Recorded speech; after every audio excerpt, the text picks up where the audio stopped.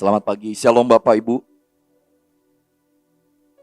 Waktu saya mempersiapkan buat pagi hari ini, kita tahu kita ada di masa-masa mempersiapkan buat 5782 PB. Ada satu yang mendadak itu kayak nempel di saya. Mungkin saya bukan orang yang paling berkompeten bagikan ini, tapi aneh gini, salah satu definisi atau kecupan yang Tuhan sediakan buat kita adalah, arti kecupan itu adalah salah satunya adalah memperlengkapi dengan senjata. Betul ya Bapak Ibu ya? Waktu saya berdoa gini, Tuhan taruh gini di hati saya. Ada senjata yang aku mau berikan buat kita hari-hari ini. Ada senjata yang kelihatannya tidak pernah kita sadari, tetapi itu sungguh powerful. Minimal ada dua hal Bapak Ibu yang kita mau pelajari dan kita mau aktifkan. Sebenarnya ini pewahyuan rada mendadak ya Bapak Ibu. Cuma waktu itu saya siapkan ini memang nggak saya sampaikan, nggak sempat lah. Waktu tanggal 17 kemarin. Ada dua hal. Yang pertama, senjata yang bergerak di alam roh. Mari kita buka di 2 Korintus 10 ayat 3 sampai 6. Kita pasti sangat ingin punya ini dan semestinya memang ini bagian kita Bapak Ibu. 2 Korintus 10 ayat 3 sampai 6 dikatakan, memang kami masih hidup di dunia, tetapi kita tidak berjuang secara duniawi.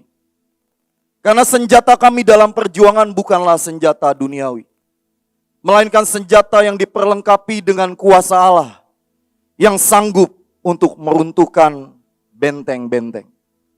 Kami mematahkan setiap siasat orang dan merubuhkan setiap kubu yang dibangun oleh keangkuhan manusia. Untuk menentang pengenalan akan Allah, kami menawan segala pikiran dan menaklukkannya kepada Kristus. Dan kami siap sedia juga untuk menghukum setiap kedurhakaan bila ketaatan kamu telah menjadi sempurna. Amin Bapak Ibu. Dalam terjemahan The Passion Translation dikatakan gini, sekalipun kita hidup di alam natural, tetapi yang kita kampanyekan bukan kampanye menggunakan senjata manusia. Bukan saudara dan saya bawa rudal, bawa granat, bawa M16 dan sebagainya. Tetapi sejujurnya Bapak Ibu, sejujurnya banyak dari kita, mungkin kita sering perang, kita sering deklarasi, tapi nggak pernah tahu seberapa powerful setiap deklarasi, setiap iman Bapak Ibu, setiap kali kita memilih untuk tetap mempertahankan bangsa ini. Saudara, kita ada di tanggal 30 Agustus. Dan kalau nggak salah beberapa bulan yang lalu, kita dengar ada begitu banyak nubuatan tentang apa yang akan kita alami di awal Agustus. Benar ya Bapak Ibu? Dan sejujurnya waktu itu saya dengar, Tuhan ini gimana ya? Bahkan mungkin beberapa dari kita gini, kita udah mulai stok sembako, udah mulai stok ikan gitu ya, mulai stok beras. Bahkan saya ini nggak pernah suka stok Bapak Ibu, hari itu, ayo stok apa gitu ya. Ya gini, sampo buat apa gitu ya. Sabun, terus saya bilang sama istri saya, stok sabun aja. Udahlah sabun gak usah lah, nanti kalau listrik mati gak ada air, lu sabun juga gak kepake gitu. Iya ya, terus stok apa gitu. Terus akhirnya tiba-tiba gini, oke, apa nih Tuhan. Jadi bayangkan hari itu saya sama istri saya, setiap bulan kita ada ya belanja bulanan. Saya bingung mau stok apa Bapak Ibu. Tapi sejujurnya begini, hari-hari itu kita bersyukur kalau pemimpin kita berkata begini nih yang nempel di pikiran saya, di hati saya. Sampai titik darah penghabisan, kita akan tahan. Bapak Ibu, saya ini mungkin bukan orang yang cukup berani. Jujur lah, saya ini penakut lah ya. Penakut ya. Tapi waktu saya tahu ini, gak ada pilihan lain selain saya memilih mempertahankan destiny, panggilan, apapun lah. Dan sebulan saudara, ini udah sebulan Bapak Ibu. 30 Agustus. Ini 30 Agustus Bapak Ibu, bukan 30 Juni, Juli, bukan. Saudara sadar gak gitu? Ini 30 Agustus. Dan belum ada satupun, dan bahkan kita mau berkata tidak boleh ada satupun yang iblis rancangan terjadi di bangsa ini. Amin. Saudara, kalau gini, ya nggak kejadian. Terus Bapak Ibu berkata, ya mana nih doanya? Gitu. Katanya bakal terjadi ini. Loh, saya mikirnya gini, Satu kali saya dengar Miss Iren ngajarin begini. Urapi rumah, oke. Terus kalau misalnya kita mau berangkat kemana, urapi kendaraan, oke. Saya lakukan. Nah begitu saya urapi gak kejadian apa-apa, terus sejujurnya ada kayak gini. Tuh kan gak kejadian apa-apa gitu ya. Justru karena diurapi gak kejadian gitu. Anggap ya Bapak Ibu ya. Berapa banyak dari sejujurnya ada sedikit di hati saya penasaran nih. Bulan Agustus bakal kejadian apa. Tapi dalam nama saya kebasin. Enggak saya izinkan. Tapi saya jalani day by day. Sejujurnya saya tanggal 1 Agustus. 2 Agustus mana nih? 3 Agustus. Oh iya, dalam nama Yesus Batal. Dan hari-hari itu sejujurnya ya. Waktu kita deklarasi. Saya masih ingat bulan Juni kita mulai deklarasi yang panggilan itu ya Bapak Ibu ya. Itu ya saya paksa anak-anak murid saya bilangin. Laporan tiap hari gak tahu gimana caranya. Laporan dan sebagainya. Dan sampai gini. Tiap hari mikirnya gini. Oh gue udah deklarasi atau belum? Gue udah ini belum? Dan sampai sejujurnya Bapak Ibu. Ada satu titik saya udah gak mikirin lagi. Agustus bakal kejadian apa gitu. Tahu-tahu udah lewat tanggal 10, 20. Ya tiba-tiba ingat aja. Wah ajaib ya Tuhan. Nah tahu gak Bapak Ibu gitu. Waktu kita deklarasi, waktu saudara dan saya memilih mempertahankan bangsa ini, ada senjata sebenarnya yang meruntuhkan kubu-kubu pertahanan musuh. Amin. Kalau hari-hari ini kita nggak akan berhenti dengan itu, jangan berpikir gini. Emang ngefek banget Bapak Ibu. Nih saya kemarin sore ketemu ini sih, saya ngantong ini. Ini saudara. Saudara tahu ini senjata akrilik? Akriliknya mungkin gak tajam. Tapi waktu saya lihat ada perjanjian di senjata ini. Ini yang dikatakan di 2 Korintus 10 tadi. Sanggup merubuhkan. Sanggup mematahkan, bahkan dikatakan gini. Dalam terjemahan lain dikatakan. Senjata kita ini energized with divine power. Diberikan energi oleh kuasa ilahi yang efektif. Dismantle the defenses behind which people hide. Melucuti pertahanan, saudara. Saudara pernah dengar kata melucuti ya? Melucuti itu apa ya? Kalau bahasa vulgar ditelanjangin, saudara. Ya. Bayangkan gini, Goliat hari itu berhadapan dengan Daud. Di hadapan Daud, Goliat ini gak pakai senjata. Dan banyak dari kita sejujurnya, waktu kita perang, mungkin ada beberapa dari kita mulai tidak percaya, bener gak sih ngefek? Ngefek Bapak Ibu. Sangat ngefek. Dan hari-hari ini sekali lagi Tuhan akan memberikan senjata-senjata yang baru, entah itu apa. Tapi yang penting adalah gini. Senjata kita ini adalah dinamis, dinamit, dan meledak-ledak istilahnya. Saya ini bukan orang yang meledak-ledak Bapak Ibu. Tapi kalau perang, doa perang, percayalah. Saya ini bisa jadi orang aneh. Gak tahu kenapa berapa hari ini kan kita bahasa roh Bapak Ibu ya di panggilan pilar. Entah kenapa waktu saya mulai tangkap, saya bahasa rohnya itu udah gak biasa. Ya maksudnya gini, Bapak Ibu tahu saya ini kan orang yang rada melankolis mungkin ya, yang beberapa yang tahu. Kadang-kadang perang itu gini, oke tunggu mood dulu, gak bisa saudara. Gak bisa. Saya paksa diri saya sampai satu titik, entah kenapa di hati saya ini ada yang plong. Waktu saya memilih bahasa roh dengan kuat, itu kayak ada energi yang ngalir. Nah mari saudara, setiap kali kita perang, setiap kali kita dapat kesempatan, bukan dapat kesempatan ya. Kayaknya sih hampir setiap Sabtu, Senin kita perang gitu ya. Itu baik buat kesehatan kita dan baik buat bangsa kita, dan bukankah itu yang menahan cukup banyak. Nah di sisi ini, sekali lagi saya cuma mengingatkan kepada Bapak Ibu, semua senjata profetik apapun yang Bapak Ibu dan saya pakai, itu senjata ilahi. Bisa sepakat gak dengan itu? Itu senjata ilahi. Mungkin saudara cuma pakai patok kecil gitu ya, tapi itu menahan bencana saudara. Saya masih ingat sekian tahun lalu zaman belum ada patok yang besi. Kita pakai patok tusuk gigi saudara. Saya masih ingat di awal masuk Mahanaim, patoknya bukan segede gini Bapak, segede bambu tuh. Hari-hari itu saya baru masuk Mahanaim, tapi itu perjalanan iman saya sampai hari ini gitu. Malam itu saya cuma belajar tancap bambu di depan rumah. Oke, gimana caranya nancep bambu depan rumah gak bunyi Bapak Ibu? Gak bisa. Jadi saya keluarlah jam 11 malam, udah gitu ada bolongan yang saya masih ingat banget, masukin ayat-ayat panjang banget. Kalau sekarang kan udah keren, udah canggih ya Bapak Ibu ya. Patok aja ada patok perjanjian, patok darah Yesus dan sebagainya. Cuma saudara perlu taat, percaya dan sepakat dan melakukan. Nah berapa banyak saudara waktu nempel stiker nih ya. Stiker di kompleks, di perumahan, di perbatasan demi perbatasan. Berapa banyak Bapak Ibu percaya itu ngefek. Atau berapa banyak dari kita udah mulai biasa dan berkata, oke lah ya pemimpin suruh dan sebagainya. Enggak saudara, itu ngefek banget. Bahkan kemarin berapa waktu lalu Pak Luki jelasin gini, Indonesia ini semestinya kalau secara BMKG bencana itu muncul lumayan, gempa muncul banyak. Tapi tidak ada satupun yang memberikan efek. Palingnya 2 skala Richter, 3. Kalaupun ada yang 5, nggak tahu kenapa, entah kenapa sepanjang tahun ini nggak ada satupun loh Bapak. Bener gak sih? Bener gak sih? Bener ya? Bahkan gini, entah saudara percaya sepakat atau enggak, beberapa minggu lalu tiba-tiba Pak Jokowi bilang ini aneh. Indonesia dinyatakan keluar dari masa resesi. Sepemikiran saya ya, nggak masuk akal sebenarnya. Saudara nggak masuk akal. Tapi saudara, kalau Bapak Ibu lihat nih, di tengah semua gelombang dari pihak musuh yang mereka hembuskan, kita memilih tetap menghembuskan kebenaran, doling, deklarasi dan sebagainya. Setiap kali saya lewat keliling Rawalumbu, rumah saya, ya Betkasi, nggak ada tuh orang yang takut Bapak Ibu. Beneran.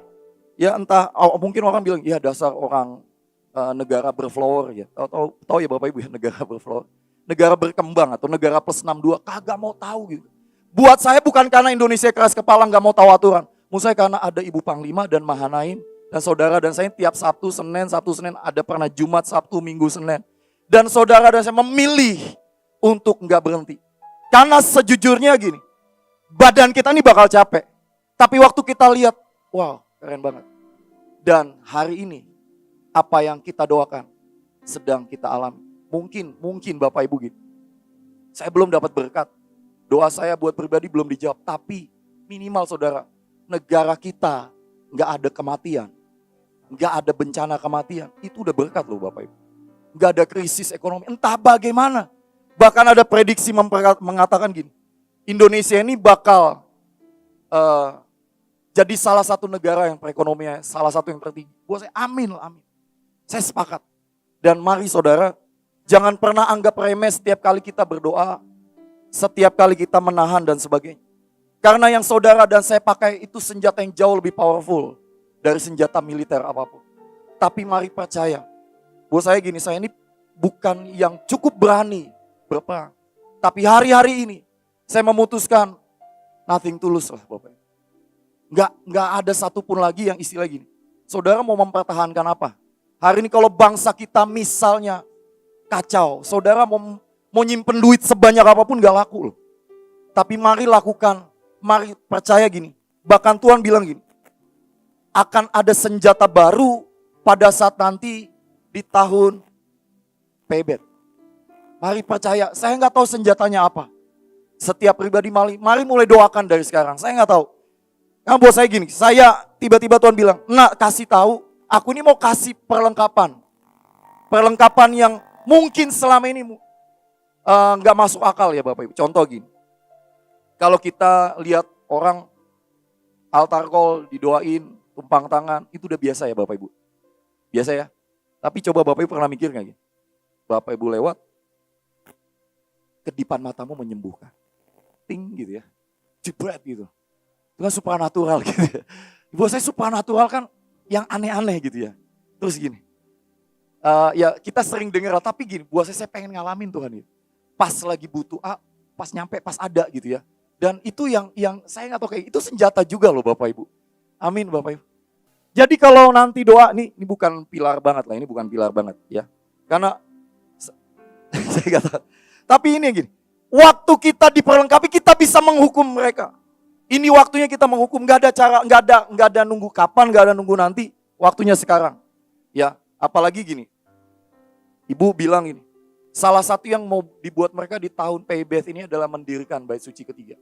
Waktu itu saya nggak mudeng sejujurnya. Kenapa nggak bikinnya 2 tahun lagi, 3 tahun lagi? Ternyata karena kata beth itu artinya kan rumah. Oh iya baru, kurang ajar nih dia. Gak bisa, lo milih harus 10 tahun lagi. Itu pun kalau udah pengangkatan. Itu tiba-tiba muncul di kepala saya. Ya, oh karena ada bethnya gitu. Dan mereka kayak maksain bikin, nggak bisa.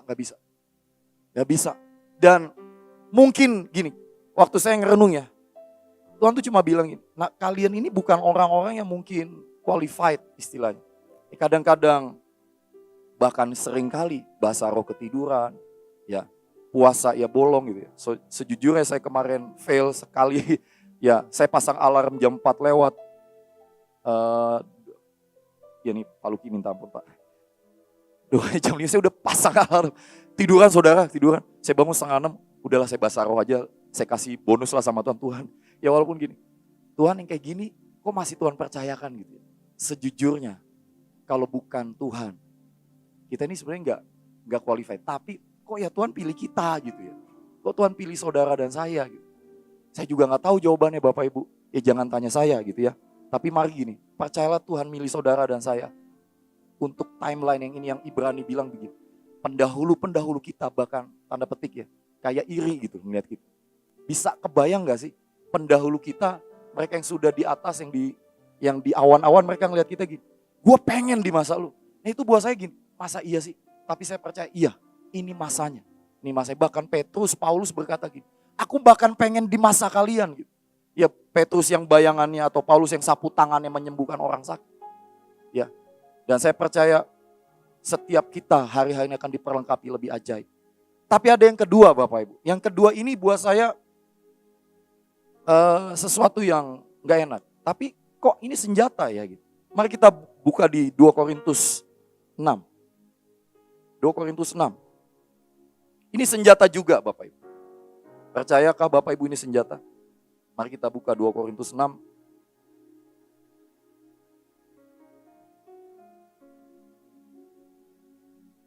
Saya mau ayat 7. Ayat 7 dikatakan. Dalam pemberitaan dan kekuasaan Allah, dengan menggunakan senjata-senjata keadilan untuk menyerang ataupun untuk membela. Kalau Bapak Ibu baca di atas ya, dari atas. Saya kan, Tuhan ini senjata apa gitu ya. Lalu Tuhan bilang, ayo baca di atasnya dibilang. Ayat 3 ya Bapak Ibu. Ini senjata yang Tuhan juga pengen kita punya Bapak.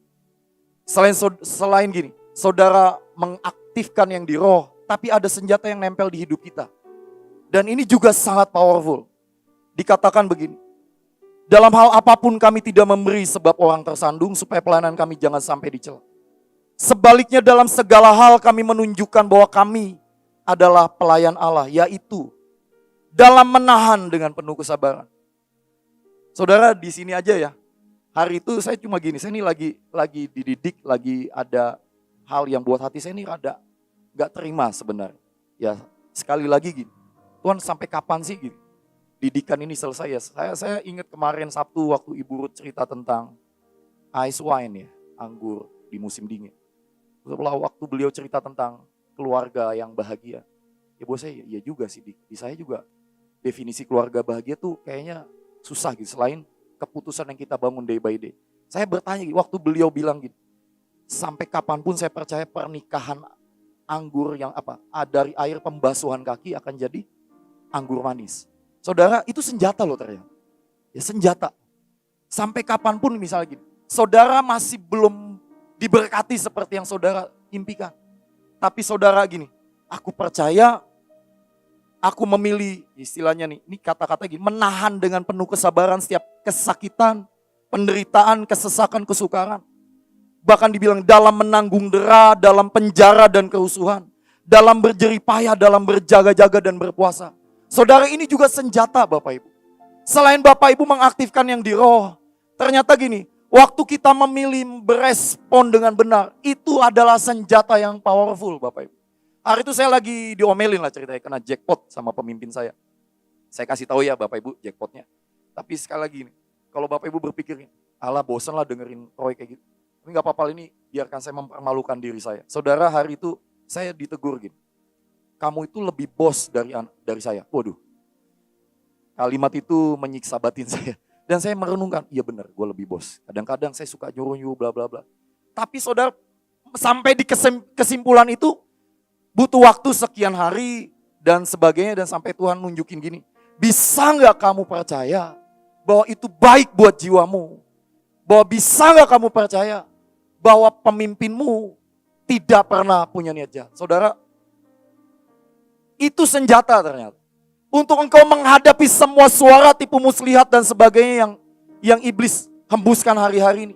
Bahkan hari itu saya setelah itu ya beberapa hari kemudian saya buat kesalahan lah. Dan saya ditegur gitu. Tapi aneh, kali ini waktu saya ngerti ini ya, switch-nya lebih cepat. Ajaib lah. Kalau melankolis itu kadang-kadang suka 3 bulan gitu, 3 tahun gitu, itu kan ya gawat. Nah dulu saya parah saudara, saya kalau misalnya diomelin, ketemu bisa 6 bulan balik gitu ya. 3 bulan tuh paling bagus rekor gitu. Tapi nggak tahu kenapa 1-2 hari kok bisa switch-nya cepat. Dan Tuhan mau gini, saudara dan saya lebih cepat lagi bahkan. Hitungannya bahkan detik atau menit gitu ya. Amin Bapak Ibu. Karena ini senjata. Bayangkan saudara lagi pahit mau hadapi iblis. Nggak bisa Bapak Ibu gitu. Anggap ya Bapak Ibu ya. Seringkali waktu engkau sedang pahit, engkau jadi nggak percaya kan. Waktu engkau kecewa, engkau jadi nggak percaya dan senjatamu yang nggak powerful jadinya sebenarnya. Tapi waktu dibilang gini, dalam kemurnian hati, kesabaran, dalam kasih yang tidak munafik. Sejujurnya seringkali kita munafik. Tapi waktu kita mau berani jujur, dibongkar dan membongkar diri sendiri ya, unboxing gitu istilahnya. Saudara, ada banyak orang gak berani unboxing dirinya gitu. Ya, tapi mari beranikan dirimu di unboxing. Kalau engkau salah, sejujurnya saya ini bukan orang yang tahan ketika ditunjukin salah. Tapi itu baik karena itu senjata saudara.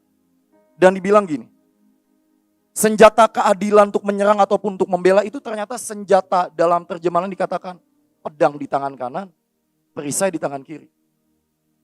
Gunanya apa? Ketika engkau dan saya dihormati, bahkan ketika engkau dihina, hatimu gak masalah. Kebanyakan kita sukanya dihormati, setuju ya Bapak Ibu ya? Lanjut lagi, sebagai orang yang tidak dikenal, wah orang gak mau kenal kita, namun terkenal Bapak Ibu katanya. Saudara dan saya dikenal, terkenal bahkan. Sebagai orang yang nyaris mati, sungguh kami hidup. Saudara kita ini mungkin nyaris gitu, tapi ya masih hidup aja gitu. Bahkan bikin hidup lebih hidup gitu ya. Amin. Ini saya lagi ngomong ke diri saya gitu ya. Sebagai orang yang dihajar namun gak mati gitu. Bapak Ibu dan saya mungkin dihajar kiri kanan depan belakang atas bawah, tapi ya hidup aja tuh. Ya diomongin apa ya hidup aja tuh, eksis aja gitu. Malah bikin para haters kita makin rajin ngeliatin kita gitu ya. Makin gitu ya. Terus dikatakan begini. Ayat 10 bilang, sebagai orang berduka cita namun senantiasa bersuka cita. Kalau dalam terjemahan lain bilang gitu. Pada saat berduka cita langsung bersuka cita. Itu gimana ceritanya gitu. Waktu saudara misal kehilangan keluarga, saudara tetap memilih angkat pedangmu, angkat perisaimu dan kau tetap berperang. Nggak make sense Bapak Ibu, tapi itu senjata. Yang saudara dan saya terima hari-hari ini tuh nggak make sense. Sebagai, nih berita baik Bapak Ibu. Sebagai orang miskin namun memperkaya banyak orang. How come? Gimana caranya? Saya nggak punya deposito Bapak Ibu, tapi saya sudah memperkaya ribuan orang. Saudara mungkin gak percaya, saya percaya. Anak murid saya udah jadi pemimpin. Jenderal Joshua. Saya masih ingat dulu kelas 7, saya ajar dia. Saya ngajar Ko Jos sih sampai, saya lupa. Saya ingat sedikit cerita Ko Jos, saya minta izin. Hari itu beliau ini lagi digandrungi banyak wanita. Ya, entah kenapa saya ngajar matematika saudara. Saya ngajar matematika, saya ngajar di full English program waktu itu ya. Saya mungkin satu-satunya guru yang ngajar full English program dengan bahasa Indonesia. Karena waktu itu gak ada guru matematika, waktu itu Bu Ella minta, oke saya ngajar. Ini saking saya gak ngerti bahasa Inggris, saya ambil buku matematikanya mereka, saya ambil kamus bahasa Indonesia, bahasa Inggris, gak ada yang nyambung. Karena bahasa Inggrisnya beda. Tapi ya udah, saya masuk ke kelas mereka dan memang kelasnya aktif lah, hiperaktif ya menurut saya. Saya masih ingat hari itu ya Ko Jos sih pemimpin ya emang udah punya bakat jadi itu ya. Saya masih ingat gini ya, saking marahnya kita di kelas gitu ya. Ada, seingat saya cuma saya sama ada satu guru lah yang berani marahin mereka. Sampai kita lempar penghapus ke plafon, kan nyeplak tuh, cetek gitu ya. Ada tandanya gitu. Setiap kali mereka bikin ulah, lihat tanda di atas. Jangan sampai itu pindah ke jidat kalian. Wah. Nah, hari itu, ini salah satu.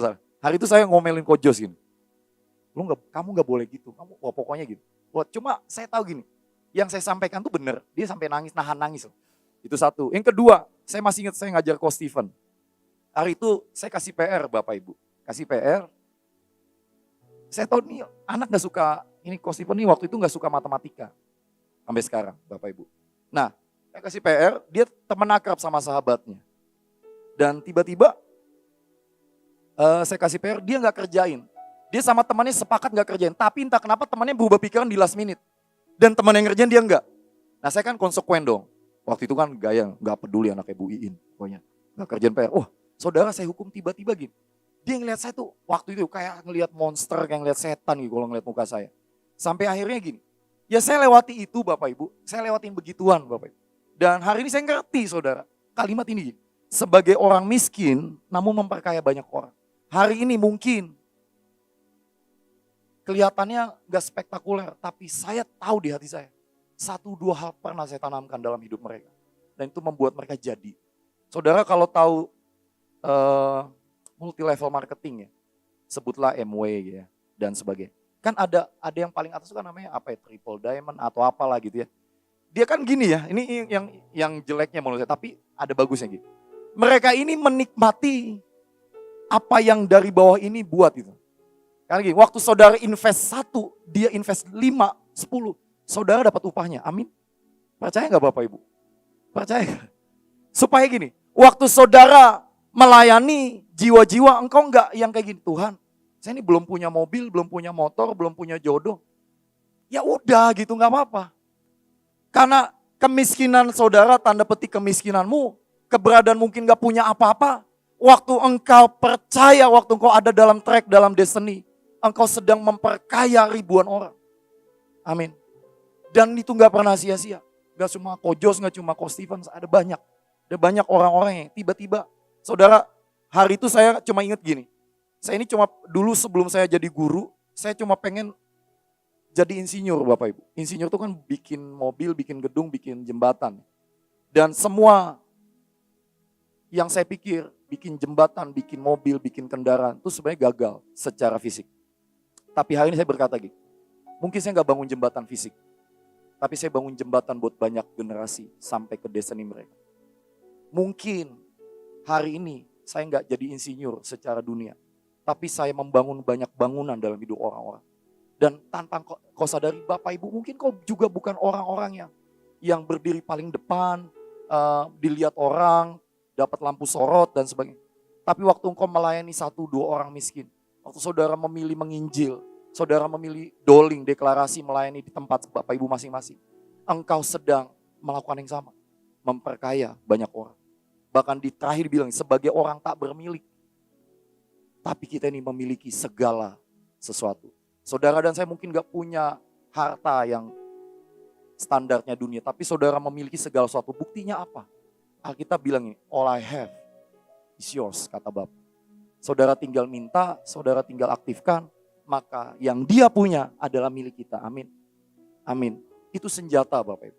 Mari hari-hari ini, waktu masuk tahun-tahun ke depan, mari aktifkan dan lebih percaya lagi, mari pelajari lebih lagi. Mari jangan pernah lakukan karena ketakutan, karena kebiasaan, tapi karena pengertian. Ada senjata yang meruntuhkan kubu pertahanan musuh. Tapi di sisi lain ada senjata yang saudara harus buat dengan respon hatimu, dengan apa yang kau buat. Sekalipun yang kau doakan, yang kau pikirkan, yang kau inginkan belum dijawab Tuhan. Tapi itu sesungguhnya juga senjata Bapak Ibu. Dan pagi hari ini saya mau ajak Bapak Ibu. Saya gak tahu Bapak Ibu punya senjata apa di tanganmu. Mari kita angkat sama-sama. Mungkin saudara gak bawa senjata profetik, saudara boleh bawa hidupmu. Mungkin ada goresan di dalam hidupmu. Ada didikan yang membuat engkau sering kali mau keluar dari panggilan. Tapi kau tetap memilih bertahan dan berkata, Tuhan, biarkan ini jadi senjata buat hidupku. Mari saudara bangkit berdiri. Tuhan cuma ingetin satu lagu ini. Tadi di jalan Tuhan lagu Ku Tangkap Jeritan Hati.